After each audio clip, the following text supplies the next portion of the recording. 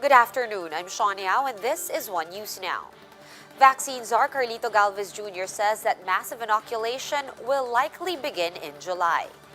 Galvez also confirmed that the country has already signed term sheet agreements with 5 vaccine manufacturers. For the details, Maricel Halili joins us live from Mandaluyong City. Hi, Mase. What's the latest on the vaccine timeline? Yes, Sean. Actually, based on the press briefing of vaccine czar Carlito Galvez, I mentioned that we're expecting about 117,000 doses of a vaccine from Pfizer this coming February. This will come from the COVAX facility. Aside from that, we're also expecting AstraZeneca, also from COVAX facility, about 5.5 million to 9.2 million doses, but this will be for the whole year. So hopefully we can finalize all the contracts as soon as possible so we can get the vaccines that we need. Speaking of finalizing all these contracts, does the government kind of have like a estimated time of completion when all these contracts with all 5 vaccine suppliers will be settled?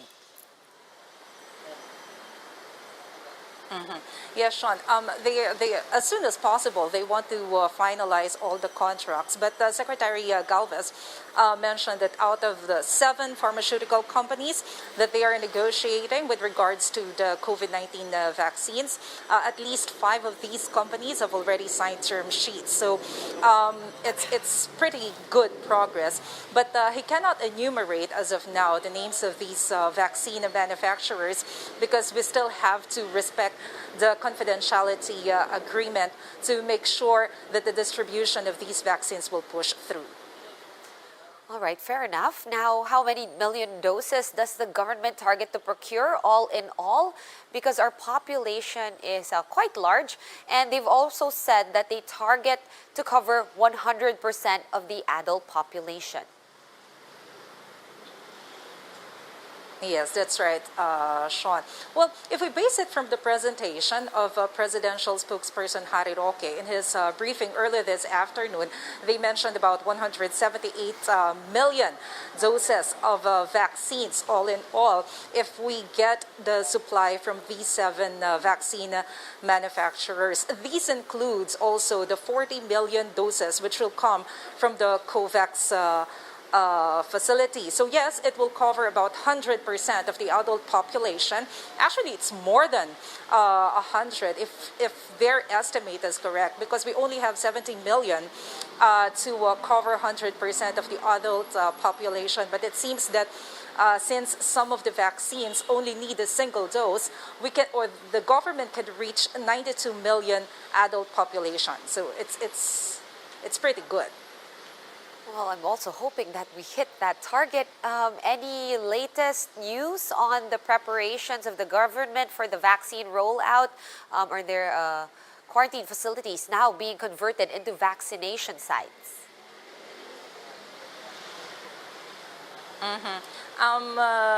Deputy Chief Implementer Vince Dizon mentioned earlier that the construction of the quarantine sites all over the country is still ongoing. So they are checking some of the largest quarantine facilities that we have, that maybe a part of it will be can also be made as vaccination sites to make sure that a large number of population will have an access to the inoculation.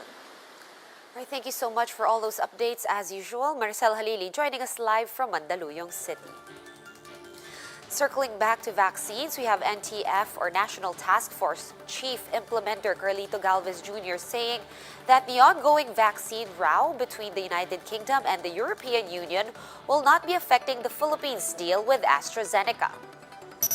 In today's Laging Handa briefing, Galvez said the delivery will proceed as planned since the Philippines will be getting its supplies from Thailand and India.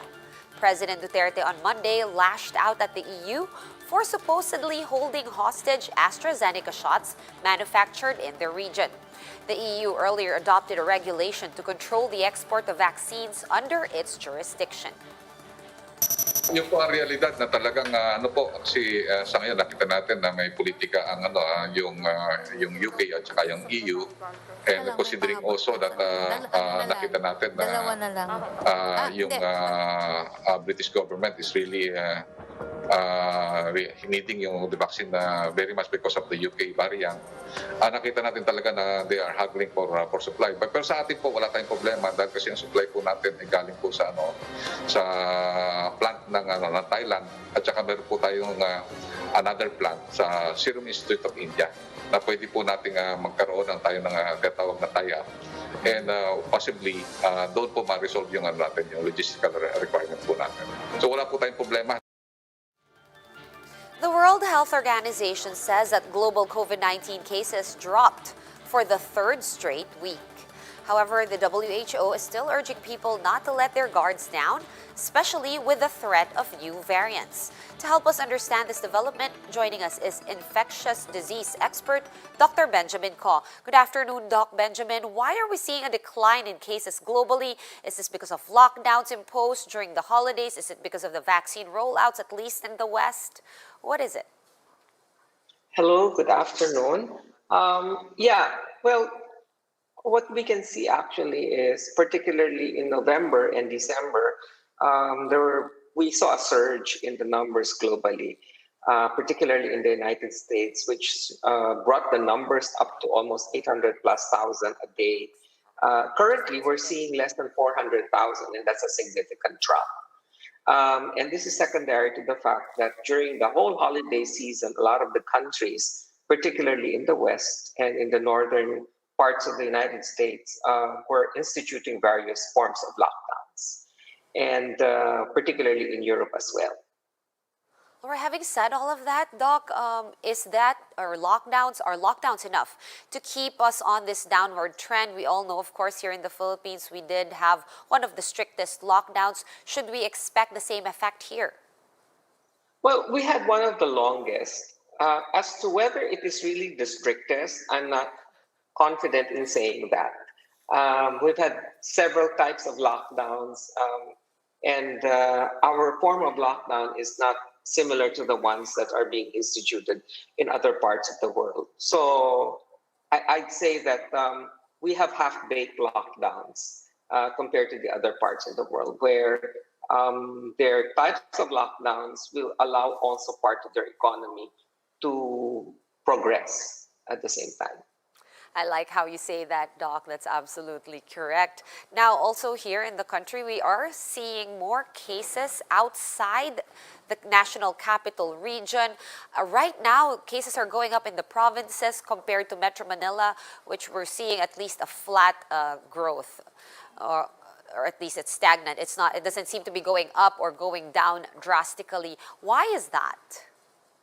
Well, it's similar to the world, no? It's a global effect. Like what the WHO has been saying and what we've observed is that over the past year, there were also moments in almost all countries when the cases have actually declined. And sometimes the governments open up too soon. It's the same thing in the Philippines when you have several local government units, and the local government units open up their economies too soon because it's up to the LGUs to actually decide on how to open up their local economy. Then the tendency is most of the individuals, most of us let our guards down too quickly, and the virus tends to come roaring back. Unfortunately, that's the way it is. All right, one last question, Doc. We do have vaccines arriving within maybe this month, maybe within the next few months. What should happen once the vaccines are here?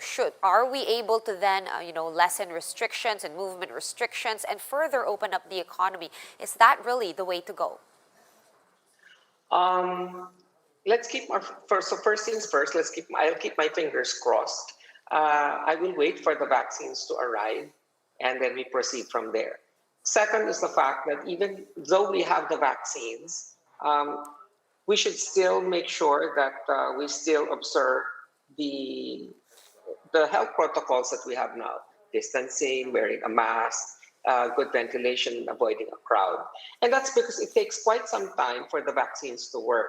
Remember, most of the vaccines that are going to be available have 2 doses. And all of the clinical trial studies show that it is after the second dose wherein their efficacy rates are actually bumped up 2 weeks after the second dose. So even if we start the program this February, that means that the second dose will One more still be question. given sometime in March, and it will take 2 weeks after the second dose before there's actually any immunologic response to the vaccine.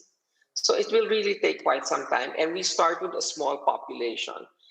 Um, I think one of the things that I mentioned yesterday in one of the interviews was the fact that I agreed with Professor Guido that the numbers should actually be low.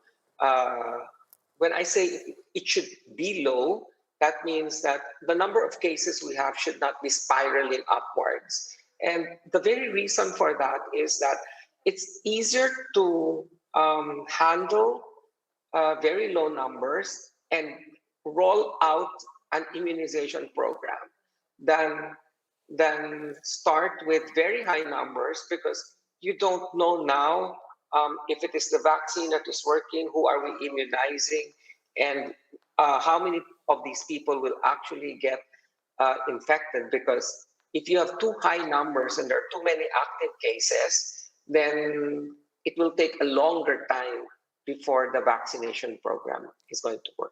Right. Quick clarification. In the West, Doc, where they've already started rolling out vaccinations, they seem to have a problem Yes. with the second dose, right?